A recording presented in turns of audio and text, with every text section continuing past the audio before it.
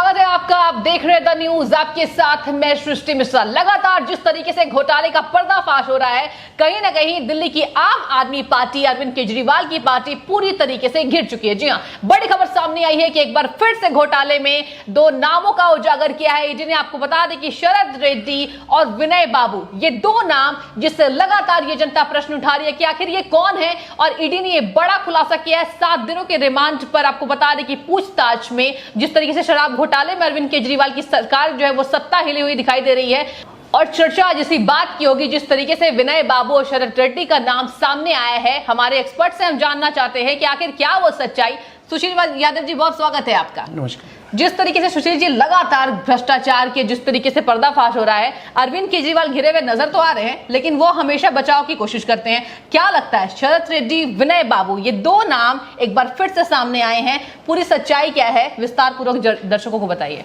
ये शरद रेड्डी और विनय बाबू ही नहीं, अभी और ईडी की कार्रवाई चल रही है। अभी और भी कितने लोग आएंगे। अभी पीछे आपने देखा सुकेश चंद्रशेखर वाले केस में, देखिए उसमें भी कार्रवाई चल रही है और उसे जेल में परेशान किया जा रहा है, उसने ये बोला है। और उसके बाद इनका मुद्दा ये रहता है कि कोई भी जब ये घिरते नजर आते हैं तो ये जनता को, पब्लिक को, पॉलिटिक्स को थोड़ा डाइवर्ट करने की कोशिश करते हैं। बिल्कुल सही कहा। पीछे देखा गया, हमने दिवाली के टाइम पे देखा जब इन्होंने धुएं वगैरह को लेके तो इन्होंने पराली का इल्जाम इस पर डाल दिया, सेंट्रल गवर्नमेंट पे डाल दिया। उसके बाद इनका क्या कहते हैं, गोपाल इटालिया के जो जितने हिंदू विरोधी बयान थे उसको लेके जब इन्हें लगा के गुजरात में इनके पैर उखड़ने लगे। वैसे तो कुछ खास सीटें थी नहीं, कुछ खास प्रभाव था नहीं, लेकिन जो भी था उससे वहां की जनता में रोष उत्पन्न हुआ।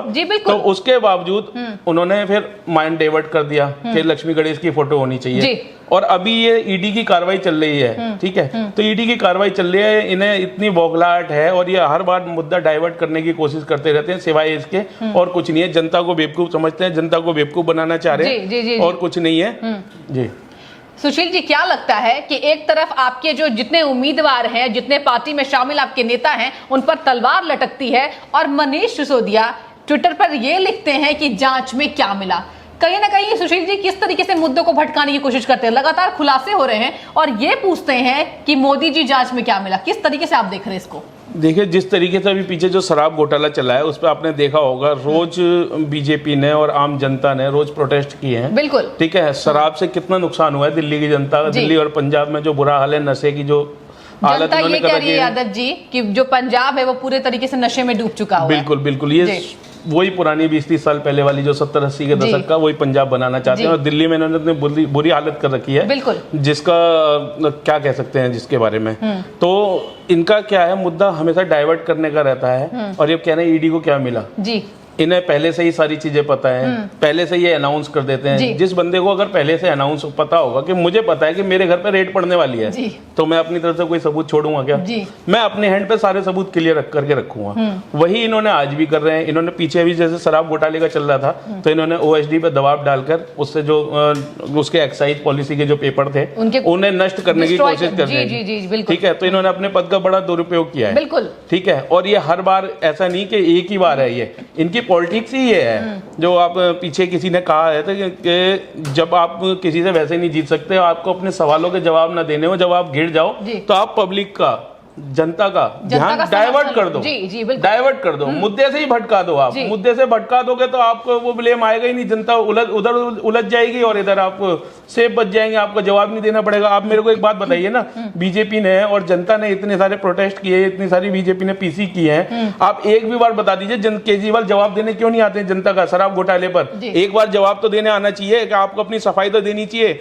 सवाल पूछा जाता उनसे शराब घोटाले पर, जवाब देंगे वो किसी और पर।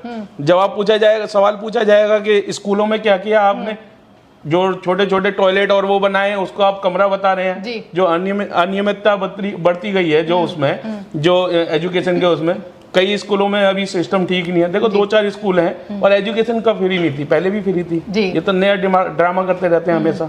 हमेशा इन्होंने जनता को भटकाने की कोशिश करी है और ये सोचते हैं जनता बेवकूफ है। जैसे पहले पीछे चलते आए हैं, ये 8 सालों में जो इन्होंने शासन किया है, ये सोच रहे हैं आगे इसी दम पे, बिल्कुल आगे गुजरात में अपना शासन जीत जाएंगे अपना। ये सुशील जी, क्या लगता है दिल्ली में सत्ता बनाए रखना, पंजाब में जीत कर आना, ये दो जिस तरीके से दो जगहों पर आम आदमी पार्टी की सरकार है, कहीं ना कहीं एक बार फिर से ओवर कॉन्फिडेंस में अरविंद केजरीवाल नजर आ रहे हैं, और ओवर कॉन्फिडेंस में आप भ्रष्टाचार कर रहे हैं लगातार, इस पर आपकी क्या राय है? देखो, ओवर कॉन्फिडेंस तो होगा ही। जो पंजाब की जनता थी वो कांग्रेस के शासन से बहुत त्रस्त थी, हाँ, ठीक है, और कांग्रेस की जो अंदरूनी फूट थी, जो अमरिंदर सिंह को हटाया गया, उसकी वजह से जनता देखो बदलाव चाहती है। जनता को ये लगता है, जनता को एक उम्मीद होती है कि चलो ये पार्टी ने अच्छा नहीं किया, हाँ, बीजेपी का इतना वर्चस्व है नहीं पंजाब में, तो उन्होंने कहा चलो आप पार्टी को करके देखते हैं। जो उन्होंने फ्री की राजनीति दिखाई, एक्चुअल में वो फ्री भी नहीं है। अगर आप देखा जाए तो कान घुमा के पकड़े, जितने भी कितनी मुश्किल से यूनिट होगी, 200 यूनिट करके जो फ्री दे रहे थे वो फ्री नहीं थी। एक्चुअली 200 या 201 पे ही आपको इतना चार्ज लग जाता था, क्या कहते हैं, बहुत चार्ज लग जाता था। और इन्होंने जो जितने कमर्शियल मीटर वगैरह हैं वो उसमें जो चार्जेस था वो ऐड कर रखा था। तो वो घुमा के गुमराह कर रहे थे, घुमा के वो चार्ज ले रहे थे, ठीक है। और जनता को कुछ भी फ्री नहीं मिला है। हाँ, फ्री दिया है इन्होंने, रोहिंग्याओं को दिया है, बांग्लादेशियों को दिया है, ठीक है, उन्हें फ्री दिया है, उन्हें दिया है फ्री। मैं ये नहीं कह रहा नहीं दिया, दिया है उन्हें, उनका वोट बैंक नहीं, उन्हें झुग्गियां दी है, लेकिन जो विकास का कोई काम नहीं किया। फ्री की राजनीति, ऐसी फ्री की राजनीति नहीं होनी चाहिए, और हमेशा मुद्दों से जो भटकाने वाला काम है वो इन्हें नहीं करना चाहिए। जनता के बारे में सोचने, जनता के बारे में एक चीज नहीं सोची, कोई सा एक विकास कार्य किया है उन्होंने, बता दीजिए। फ्री बिजली और पानी। ये कहते हैं कि दिल्ली को हमने विदेश बना दिया है, दिल्ली विदेश बना दिया है। अब मैं क्या कहता हूँ, जहन्नुम से भी बदतर हालत कर दी है इन्होंने दिल्ली की। पानी जिसे आप पी नहीं सकते, जनता कह रही है पहले। जो गरीब से गरीब जनता भी है उसे 30 रुपए 40 रुपए की बोतल आती है बिस्लरी की, वो खरीद के पानी पीनी पड़ती है। क्या लगता है, प्रदूषण का जो मुद्दा है वो अरविंद केजरीवाल पर भारी पड़ने वाला है? क्योंकि जनता ये कह रही है कि पहले अरविंद केजरीवाल खांसते से अब पूरी दिल्ली खांस रही है। क्या लगता है यादव जी, प्रदूषण का मुद्दा इनकी सरकार को ले डूबेगी? क्या लगता है? प्रदूषण का नहीं, जितने भी मुद्दे चल रहे हैं अभी सब पे ये केजरीवाल सरकार, आप सरकार गिरती नजर आ रही है। कोई सा भी ऐसा विकास का कार्य नहीं किया इन्होंने, सिवाय मुद्दों को भटकाने के और विज्ञापन के। इनकी सरकार विज्ञापन की सरकार है, धरातल पर कोई सच्चाई नहीं है। आप धरातल पर जाके देखेंगे, यूनिवर्सिटी स्कूल की जो भी बात कर रहे हैं वो सारे बोर्ड लगे हुए हैं, बस और कुछ नहीं है। पानी बिजली कह रहे हैं, पानी की आप क्वालिटी देख लीजिए। इवन आप पीने के पानी की तो छोड़ो, जो समर का पानी आता है नॉर्मल, जो नहाने वगैरह के लिए यूज होता है, उस पानी में भी देखेंगे उसमें भी बदबू आ रही है। बिल्कुल। तो आदमी जाए कहाँ? ऐसा फ्री पानी तो किसी को नहीं चाहिए। आदमी कह रही है, जनता कह रही है कि हम पैसे देना चाह रहे हैं, हमें फ्री नहीं चाहिए, लेकिन कम से कम चीज तो अच्छी दो। बिल्कुल बिल्कुल। बस सुशील जी, क्या लगता है, एक तरफ आप केंद्रीय एजेंसियों पर सवाल उठा रहे हैं कि ये जो है ये सरकार के अंडर है, वो सरकार के अकॉर्डिंग काम कर रही है, और वही ईडी लगातार खुलासे कर रही है, ये डर कर ऐसे बयान या फिर जनता को गुमराह करने के लिए? डर कर नहीं है, ये जनता को गुमराह करने के लिए इनके बयान है सारे। एक से एक आप पीछे जितने भी चले जाओ, आप तो 2014 के बाद से जब से आए, जो 2014 से जब से आए हैं, आप देख लीजिए, एक भी कोई काम देख लीजिए इन्होंने धरातल पे किया हो। पीछे 2014 में इन्होंने वो मोटरसाइकिल एम्बुलेंस का कुछ काम किया था, जितने की खरीदनी थी उससे ज्यादा तो इनकी स्क्रैप हो गई थी, उसमें भी घोटाला था। कूड़ा ऐप वगैरह का बनाया था इन्होंने, कूड़े पे कितना काम किया। उस टाइम आपने देखा होगा, 2016-17 की बात होगी, एमसीडी का कूड़ा रोड पे पड़ा रहता था। माना कि एमसीडी बीजेपी के अंडर है, ठीक है, लेकिन आप भी तो हो ना, दिल्ली के सीएम हो, एक स्टेट आपको दे रखी है। जब शासक को यही नहीं पता होगा कि कौन बंदा क्या काम कर रहा है, आप यही जिम्मेदारी पूरी तरह से नहीं निभा सकते। आप फाइलों पे आपके साइन नहीं होते, जिम्मेदारी आप नहीं निभा सकते, सिवाय विज्ञापन के और कुछ नहीं कर सकते आप। ये बहुत बड़ी बात आपने कह दी, विज्ञापन वाली सरकार कभी धरातल पर कोई सच्चाई नहीं कर सकती, न किसी का विकास कर सकती। बात वो कर सकते हैं, वो करते हैं अर्थव्यवस्था के विकास की। जब फ्री की राजनीति करोगे, आप घुमा फिरा के जनता को उसी के कान अमेट के उसी से पैसे लोगे और दिखाओगे आप उसे फ्री है, तो उस फ्री का फायदा क्या है? ऐसे देश की अर्थव्यवस्था आगे बढ़ती है क्या? ठीक है, आपने जनता को फ्री में बसें दिए, फ्री में लेडीज के लिए फ्री में किए, अच्छी बात है, ठीक है। इधर एक तरफ तो आप कहते हो कि सब बराबर है, लड़के लड़की सब बराबर है, महिला और पुरुष बराबर है, तो ये स्पेशल जो कंडीशन रखी गई है, ये क्यों रखी गई है? इस तरीके तो आप महिला का अपमान कर रहे हो। फिर आज के टाइम में 2022 के टाइम में अगर आप कहते हो कि महिला और पुरुष बराबर है, ये कहा जाता है, बेटी बेटा एक समान, तो कहाँ रह गया एक समान? ये आप बताइए ना मुझे। आप उन्हें फ्री सर्विस दे रहे हो, चलो ठीक है, वो भी दे रहे हो, और उसके बाद आपकी जो बसें हैं वो रुकती नहीं है। अगर 8 से 10 लेडीज कहीं स्टैंड पर खड़ी होंगी तो आपकी बसें रुकती नहीं है।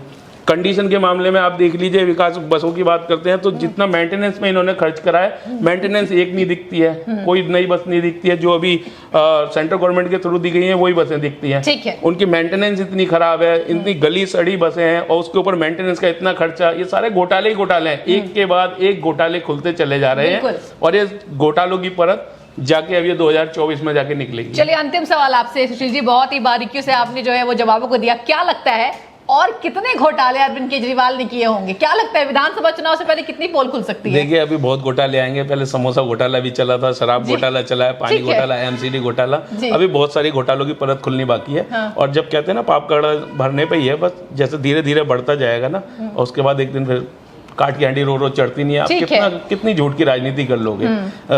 लोग कहते हैं एक नंबर का महाठग है, ठीक है। ठगी का कोई ऐसा काम नहीं छोड़ा इन्होंने जो ना किया हो।